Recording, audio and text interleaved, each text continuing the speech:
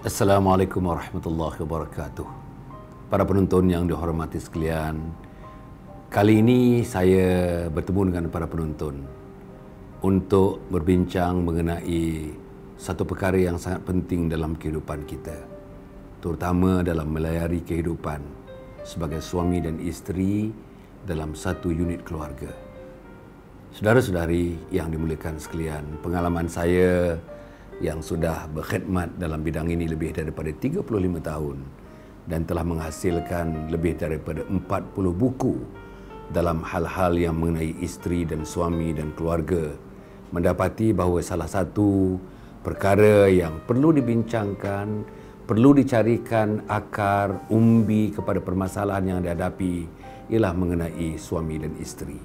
Maka dengan itu kita akan bersiri dalam siri yang disebutkan sebagai luahan perasaan suami dan bisikan hati isteri.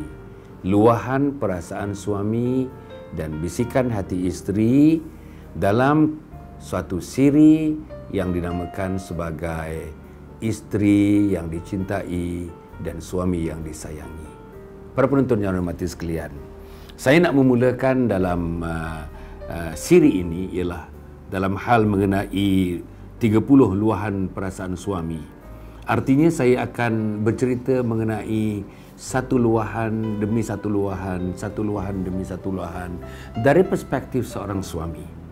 Dan kemudian selepas habis 30 ini, insya-Allah ada turutan-turutan episod yang lain yang dinamakan sebagai 30 bisikan hati isteri. Bila isteri berbisik, bila perasaan suami didengar, insya-Allah maka keluarga, rumah tangga, terutamanya hubungan suami isteri akan berada dalam keadaan damai, sejahtera dan bahagia. Supaya berlakulah rumah tangga kita disebut sebagai baiti jannati, rumahku adalah syurgaku. Para penonton yang dirahmati sekalian, saya nak memulakan dengan sebagai luahan perasaan suami yang pertama. Luahan perasaan suami yang pertama ialah isteriku, iktiraflah kelelakianku. Apa artinya tuan-tuan dan puan? Saya sebagai seorang suami, saya juga sebagai seorang laki-laki. Bila menyebut sebagai seorang laki-laki, sudah tentulah ada yang dinamakan nama baik sebagai seorang suami. Ada kelebihan sebagai seorang suami. Ada kelelakian sebagai seorang suami. Ada ego sebagai seorang suami. Ada kemahuan sebagai seorang suami. Ada bisikan hati kecil sebagai seorang suami. Dan terdapat beberapa kehendak-kehendak ataupun keperluan-keperluan yang perlu ditunaikan oleh seorang isteri kepada seorang suami. Dalam hal ini, para penonton yang hormati sekalian, terutama para suami, para isteri yang sedang menonton siaran ini, bila kita sebutkan iktiraflah kelelakianku, maksudnya dalam banyak hal, kalau isteri itu lebih hebat daripada suami, sorokkan kehebatan isteri itu bila berhadapan dengan suami. Jangan di depan orang, misalnya kalau kita bercakap dengan orang ramai atau teman-teman, sahabat-sahabat kita, kita menidakkan suami kita di depan sahabat-sahabat. Kita memperkecilkan suami kita di depan sahabat-sahabat. Kita memotong cakap-cakap suami kita di depan sahabat-sahabat. Ataupun kita menonjolkan diri kita lebih daripada sepatutnya kita menonjolkan isteri kita di hadapan sahabat-sahabat. Kan isteri itu ada, suami itu ada perasaan, kan suami itu ada jiwa, kan suami itu ada kelelakiannya. Apa maksud kelelakian? Ialah tubuh badan. Apa maksud kelelakian? Ialah rupa paras. Apa maksud kelelakian? Kalau kita ambil dalamannya, ialah jiwa kecil. Apa maksud kelelakian? Sebagai ego seorang laki-laki. Apa maksud kelelakian? Ialah pemimpin. Suami sebagai seorang pemimpin. Apa maksud kelelakian? Ialah ilmu yang ada kepadanya. Apa yang dimasukkan dengan kelelakian? Ialah kemahiran yang ada kepadanya. Apa yang dimasukkan dengan kelelakian ialah pengalaman yang ada pada dirinya dalam mentadbir dirinya sendiri, mentadbir anak-anaknya dan mentadbir puan-puan sebagai isteri kepada suami yang dia bertindak sebagai suami.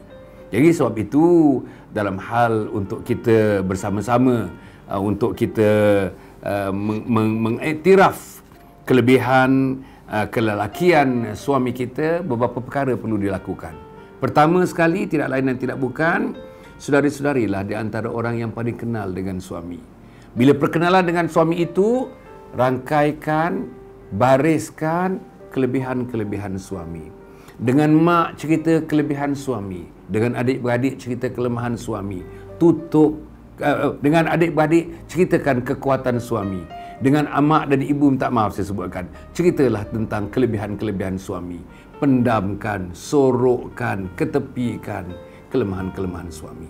Sebab itu para penonton yang rahmati sekalian, dalam hal berhubungan kita dengan anggota masyarakat dan sebagainya, dalam sebarang masa, sebarang ketika dan sebarang keadaan, suamiku, kenalkan, ini suamiku yang telah kukahwini selama 15 tahun yang lalu. Aku cinta kepadanya, aku sayang kepadanya. Suamiku inilah yang telah membawa aku kepada satu kehidupan yang lebih bahagia. Suamiku inilah yang telah mendidik aku daripada aku yang tidak mengerti kehidupan. Suami aku yang membawa aku kepada lembah kehidupan yang lebih baik, kepada darjat kehidupan yang lebih baik.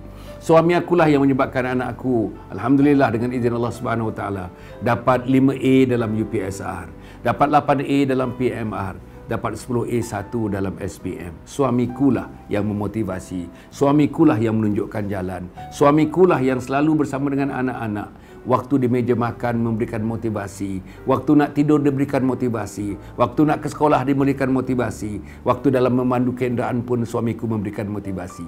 Inilah di antara perkara-perkara yang perempuan sebagai isteri mesti melakukan dalam konteks isteriku, iktiraflah kelelakianku. Cukup setakat itu, para penonton yang saya muliakan sekalian. Kita bertemu dalam episod yang berikutnya. Mudah-mudahan tuan-tuan dan puan-puan, khususnya suami-suami dan isteri-isteri, dapat mempraktikkan sedikit daripada sentuhan-sentuhan dan cadangan-cadangan yang saya kemukakan sebentar tadi. Wassalamualaikum warahmatullahi wabarakatuh.